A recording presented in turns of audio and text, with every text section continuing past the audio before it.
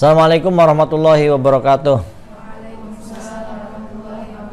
Anak-anakku sekalian, mari kita mulai pengajian Al-Muqtatafat pada malam hari ini dengan tawassul ila hadratin Nabi Mustafa sallallahu alaihi wasallam, ila hadrati abai wa ummati wa azwaji wa duriyati wa ikhwanihi minal anbiya'i wal mursalin wa ala kulli washabi wa tabi'in wa tabi'it tabi'in lahum bi ihsan ila yaumiddin.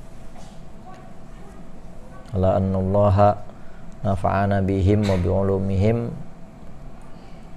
Syai'ulillahi al-Fatihah. A'udzu billahi minasyaitonir rajim. Bismillahirrahmanirrahim. Alhamdulillahi rabbil alamin arrahmanir rahim maliki yaumiddin. Iyyaka na'budu wa iyyaka nasta'in ihdinas siratal mustaqim. Shiratal ladzina an'amta 'alaihim ghairil maghdubi 'alaihim waladdallin. Amin. Anak-anak sekalian, kita akan membicarakan tentang kaidah yang ketiga dari kaidah-kaidah yang termasuk kaidah yang bersifat umum, ya. Artinya kaidah ini dapat diterapkan pada banyak permasalahan dalam ilmu fikih, ya. Kaidah ketiga ini adalah al-itharu fil qurabi makruh wa fi ghairiha mahbub. Ithar itu adalah mementingkan orang lain, ya. Mementingkan orang lain dalam hal-hal ibadah, dalam kegiatan-kegiatan peribadatannya, fil qurab itu adalah sesuatu yang dibenci. Sebaliknya, mementingkan orang lain dalam hal-hal yang sifatnya keduniawian, ya, maka itu adalah sesuatu yang dianjurkan, yang dicintai. Jadi ithar itu adalah mementingkan orang lain. Jadi memang kita dalam kehidupan kan manusia dalam makhluk sosial, ya. Oleh karena itu perlu ada ada interaksi yang baik, ya, sikap yang baik terhadap yang lain. Termasuk sikap yang baik itu adalah kita mementingkan orang lain, ya. Itu sikap yang baik, tapi harus ada tempatnya. Mementingkan orang lain itu kalau dalam hal-hal kebaikan, dalam hal-hal ibadah itu justru tidak dianjurkan. Mementingkan orang lain dalam hal-hal yang sifatnya keduniawian itu baru yang dianjurkan.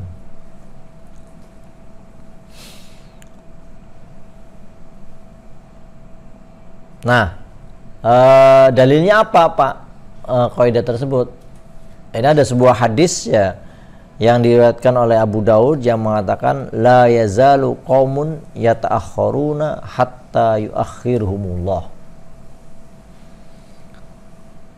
Jadi ada sekelompok orang yang selalu di belakang lah, ya, selalu mendahulukan orang lain, kan. Kalau selalu di belakang kan berarti selalu mendahulukan orang lain, ya, dalam hal-hal kebaikan. Maka jare Kanjeng Nabi, nanti Gusti Allah akan menjadikannya dia jadi terakhir terus dalam segala sesuatunya, memperoleh pahala yang terakhir dan lain sebagainya. Artinya dalam memperoleh hal-hal yang baik, maka dia akan terus di akhir saja. Jadi sikap kita dalam kebaikan itu, ya, tentunya harus sesuai dengan anjuran Allah, ya, yaitu apa? Fastabiqul khairat, ya, berlomba-lombalah dalam kebaikan. Untuk kebaikan kamu jangan kalah dengan orang lain dong, harus berada di depan untuk kebaikan. Ya, maksudnya fil qurab ini berarti dalam kebaikan, ya. Dalam kebaikan kamu jangan mengalah kepada orang lain. Ya, salah satu contohnya misalnya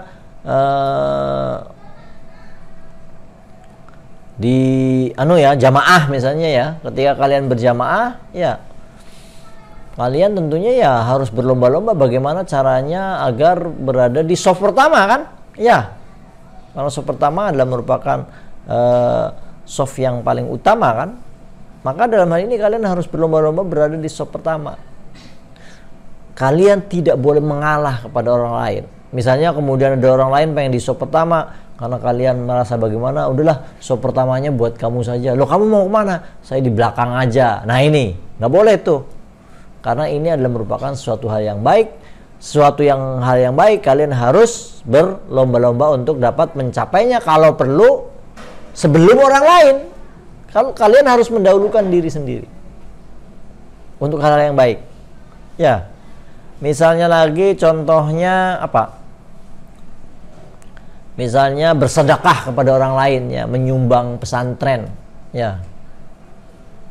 Kalau kalian misalnya mau menyumbangkan ke pesantren atau untuk hal-hal yang baik, kalau bisa kalian yang pertama lakukan itu yang pertama. Saya langsung. Ya. Jangan kemudian karena ngelihat, wah ada teman saya tuh di belakang yang mau nyumbang, saya ngalah dulu lah, biarkan teman saya aja yang nyumbang. Jangan sampai seperti itu. Kalau misalnya kalian sudah bertekad, punya keinginan untuk bersedekah dan ya berbuat baik, maka lakukanlah itu, ya. Dan kalau bisa kalian lakukan itu untuk yang pertama, sebagai orang yang pertama yang melakukannya. Jangan mau kalah dengan orang lain. Makanya al-isaru fil qurabi makruh, ya. Kalian mengalah dengan orang lain atau mementingkan orang lain dalam hal-hal kebaikan, dalam hal-hal ibadah, maka itu sesuatu yang dibenci. Ya memang seharusnya kalian jangan sampai kalah. Tapi berbeda kalau hal-hal yang sifatnya duniawi, ya. Kalau hal-hal yang sifatnya duniawi, maka dalam hal ini kalian harus mengalah. Dan ini dicontohkan dengan sikapnya orang-orang Ansor, ya. Orang-orang Ansor dalam firman-Nya itu apa? Walladzina tabawwa'ud dar wal imana, ya. Gimana tuh selanjutnya? Yu'siruna ala anfusihim walau kana bihim khasasa, ya. Yu'sirun itsar berarti. Jadi orang-orang Ansor itu, yaitu orang-orang yang selama ini sudah berada di di Madinah dan sudah berimannya, ketika datang kepada mereka orang-orang muhajirin, maka ya orang-orang Ansor itu mendahulukan kepentingannya orang-orang muhajirin. Bahkan ada ya, ini ayat ini juga turun berkaitan dengan salah satu seorang sahabat Ansor, ya, yang sebenarnya dia masak di tengah-tengah kekurangan dirinya, masak untuk istri dan anak-anaknya, ya, masak sesuatu, tapi tiba-tiba kemudian datanglah orang muhajirin, maka apa yang dia masak itu kemudian langsung saja diberikan kepada orang muhajir itu. Dia tidak memikirkan dirinya dan anak dan istrinya, karena mementingkan orang lain. Ini orang-orang muhajirin. Wa yusiruna ala anfusihim walau kana bihim khasasah.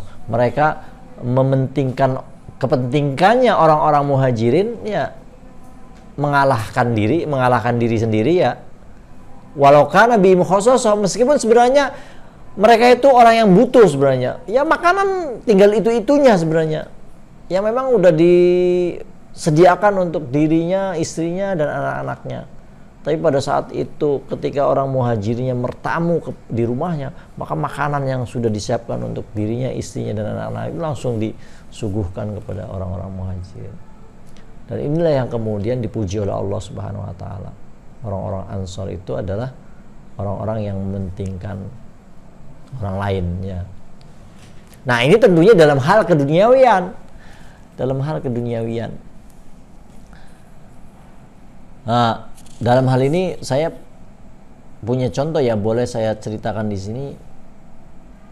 Ayah saya itu adalah yusiruna ala anfusihim walau kana bihim khasasah. Ya ceritanya begini. Ya mungkin tidak. Ya ini sebagai aja, ya.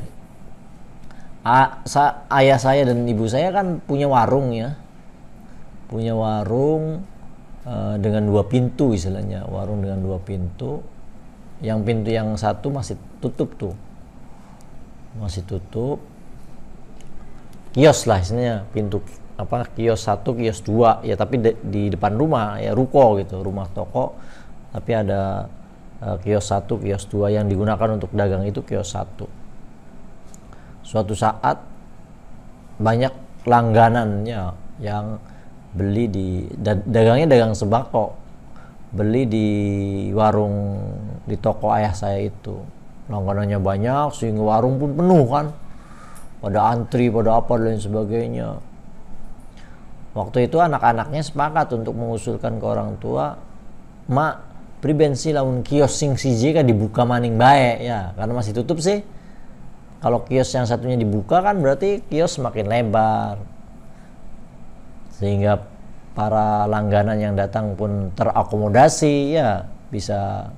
Kalau sementara ini kan karena hanya satu kios saja, sehingga mereka berdesak-desakan. Tapi kalau dibuka lagi kan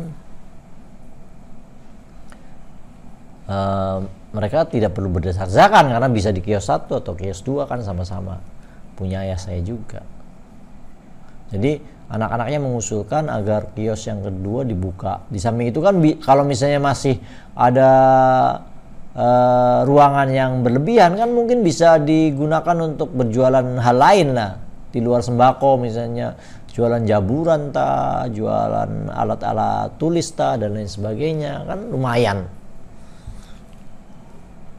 Waktu itu anak-anaknya mengusulkan seperti itu. Tapi apa jawaban ayah saya? Karena kios yang kedua itu ternyata di situ di hadapannya itu sudah jadi emperannya itu ya. Emperannya itu di situ ada pedagang pisang ya. Emperan itu ya tidak banyak, pedagang pisang, kemudian pedagang tahu dan tempe, dan ada satu lagi pedagang apa gitu. Posisi sudah di depan kios yang masih tutup itu ya. Depannya itu ada pedagang pisang, ya pedagang kecil, pedagang pisang, pedagang tempe. Waktu itu ayah saya ketika diusulkan agar kios yang satunya dibuka itu, jawaban ayah saya adalah, terus priben wong sing dagang gedange lu. Bagaimana nasib penjual gedang pisangnya, bagaimana nasib penjual tahu dan tempenya, bagaimana? Kalau kiosnya dibuka kan berarti mereka harus pergi dari tempat tersebut ya. Iya kan, kalau kiosnya dibuka kan berarti yang dagang di depan kios kan mengganggu, jelas harus. Ya waktu itu anak saya dengan kakak-kakak saya dan adik-adik saya mengatakan, ya kaderan wong sejen sih mak. Itu kan depan kios kan tanah kita. Kalau misalnya kita usir mereka juga ya boleh-boleh saja kan. Punten mang misalnya ya. Punten mang, kiosnya pengen dibuka jadi mamang dagangnya di tempat sejen baik kan, bisa-bisa saja. Non itu kios-kios saya, depan rumah juga masih punya saya. Kalau misalnya toh kiosnya mau saya buka untuk saya berdagang, berarti pedagang-pedagang yang berada di pedagang-pedagang kecil yang berada di depannya kan ya silakanlah cari tempat yang lain, jangan di sini. Waktu itu pikiran saya seperti itu, tapi ayah saya bersikeras ya. Aja wis, melas wong dagang gedangnya melas, wong dagang tahu tempe melas bagian bae. Wis kios siji bae sing dibuka. Ya karena keputusan ayah saya sudah seperti itu, ya anak-anaknya nggak bisa protes lagi. Ya waktu itu sih agak ini juga, mama kok belain pedagang-pedagang yang nggak jelas ya. Ya agak protes sedikit sih. Tapi lama-kelamaan setelah saya dewasa, ya berarti waktu itu betul-betul kan berarti ayah saya itu yusiruna ala anfusihim walau kana bihim. Mereka ayah saya itu mementingkan orang lain. Sebenarnya dengan membuka kios mungkin bisa jadi pelanggan semakin banyak, kios semakin besar, yang dijual juga semakin banyak, bisa jadi keuntungan juga semakin besar dan lain sebagainya ya. Sebenarnya kan pertimbangan anak-anaknya kan seperti itu. Daripada yang dibuka hanya satu kios saja itu sudah sempit. Para pelanggan juga berdesak-desakan, kasihan dan lain sebagainya. Kalau dibuka lagi kan semakin luas tuh. Tapi waktu itu ayah saya mengatakan bagaimana nasib pedagang-pedagang kecil yang selama ini sudah berjualan di depan kios yang satunya yang masih ditutup itu. Berarti ayah saya mementingkan orang lainnya. Dan inilah yang sebenarnya dianjurkan ini. Dalam hal-hal keduniawiaan, maka ithar itu adalah dianjurkan. Ya berbeda tadi, kalian kalau mau memberi, bersedekah, usahakan kalau bisa kalian sebelum orang lain ya, jangan sampai didahului orang lain. Tapi giliran menerima, ya misalnya anak wong lagi bagi-bagi duit ya, wah jangan wong sugi bagi-bagi duit. Ya, ternyata kalian sudah antri, kayaknya kalian antrian terakhir nih. Amplop yang dibagikan oleh orang kaya itu ya tinggal berakhir nanti ke kalian, mungkin tinggal 10, antrian tinggal 10, tapi tiba-tiba di belakang kalian ada seorang nenek-nenek tua renta ikut antrian, yang dipastikan nenek tua renta itu nggak bakalan dapat amplop kan, karena yang nomor 11 sedangkan amplopnya ada 10. Maka seharusnya kalian, nah ini, kalian harus yusiruna ala anfusim, kalian harus mendahulukan, nek, mangga nenek aja yang di depan, saya nggak usah dapat uang lah, nggak apa-apa. Ini berarti kalian mendahulukan orang lain. Ya. Nah, yang perlu diketahui yaitu ya, jadi sudah dapat dipahami ya. Jadi mendahulukan orang lain dalam hal-hal kebaikan itu justru dilarang ya, makruh, dibenci maksudnya. Tidak dianjurkan. Tapi sebaliknya, mendahulukan orang lain dalam hal-hal keduniawian ya, contoh tadi seperti nerima sedekah atau mungkin tadi dagangnya.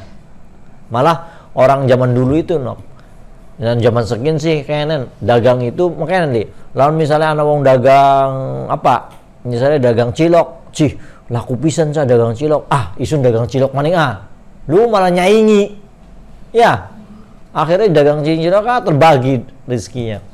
Ada wong bengin sih, dagang cilok laku, berarti saya jangan dagang cilok, saya harus dagang yang lain.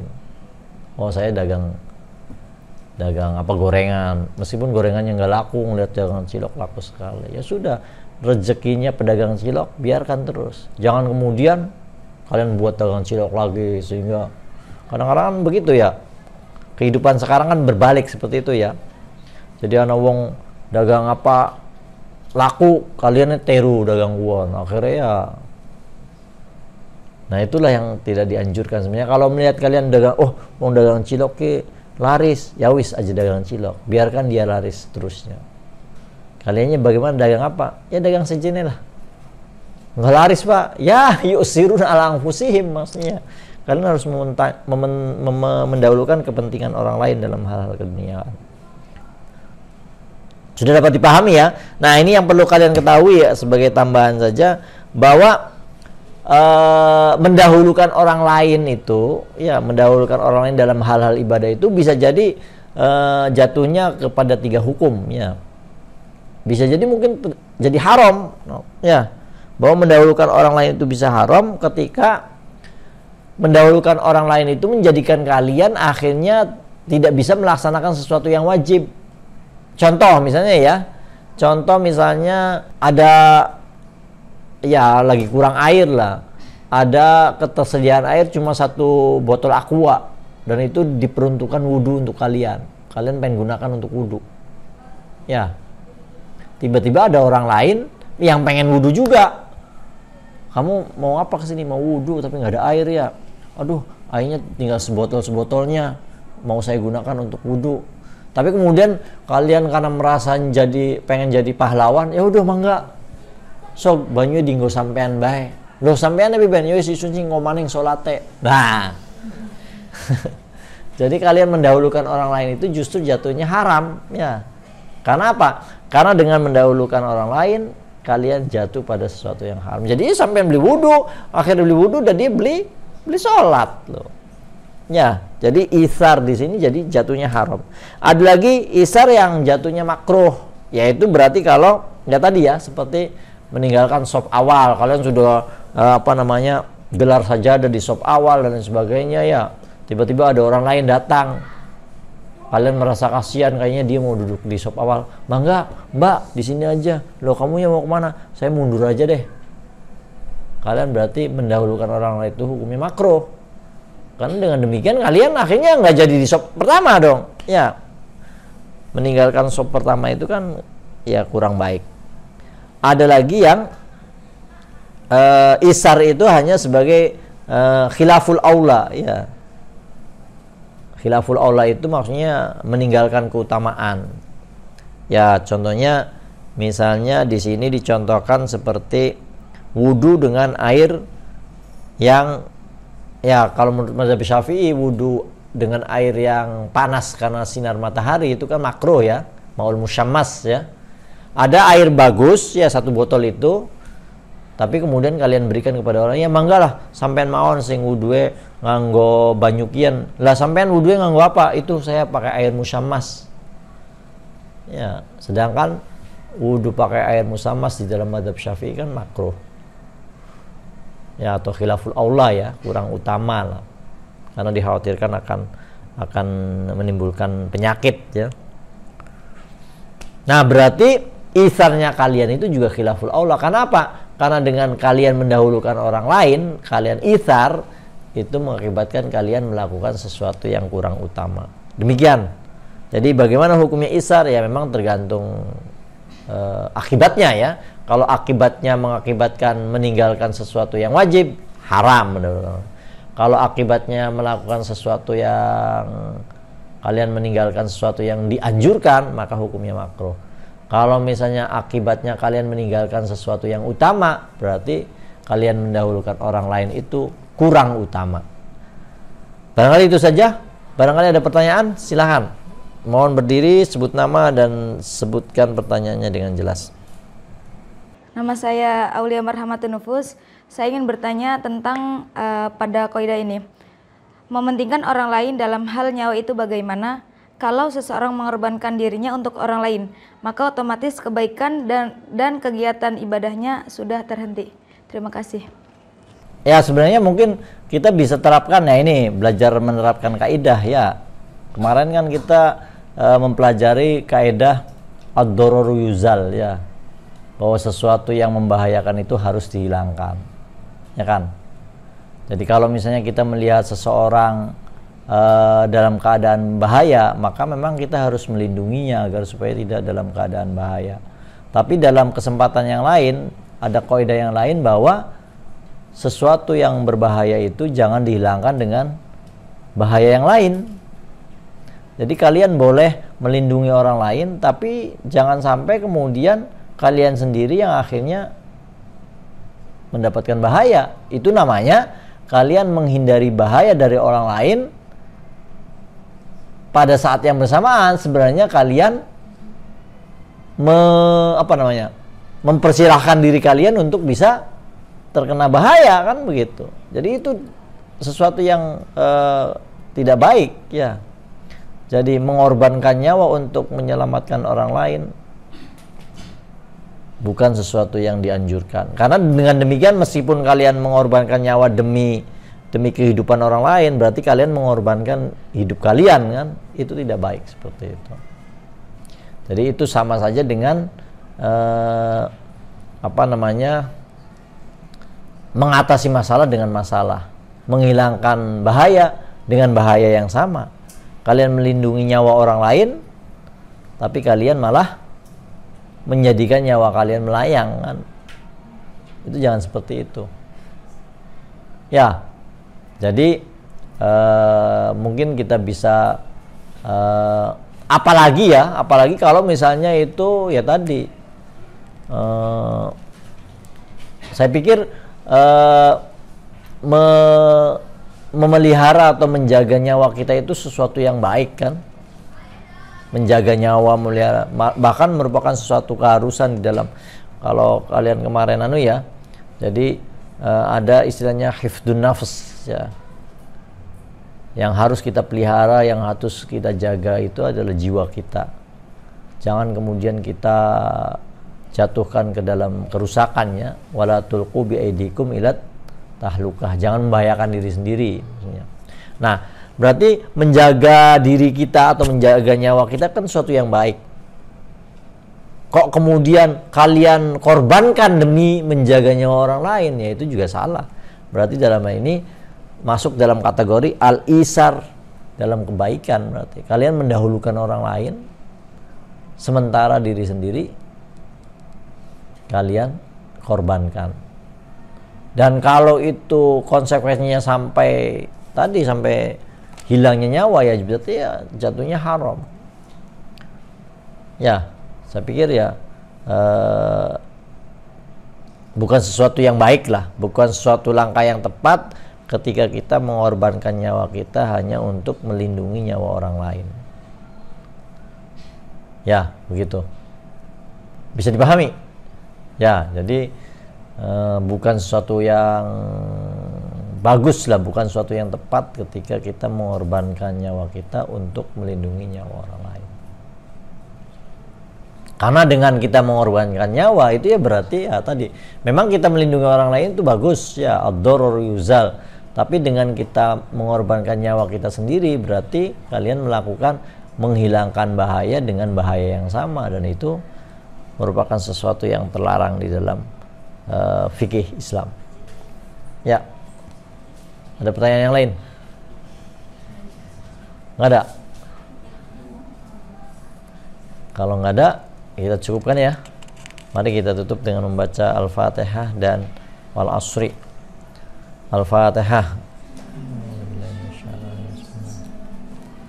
Iyyaka na'budu wa iyyaka nasta'in ihdinas siratal mustaqim siratal ladzina an'amta 'alaihim ghairil maghdubi 'alaihim. Merupakan sesuatu yang terlarang di dalam fikih Islam. Ya. Ada pertanyaan yang lain? Nggak ada? Kalau nggak ada, kita cukupkan ya. Mari kita tutup dengan membaca Al-Fatihah dan Wal Asri. Al-Fatihah. Iyyaka na'budu wa iyyaka nasta'in ihdinas siratal mustaqim siratal ladzina an'amta 'alaihim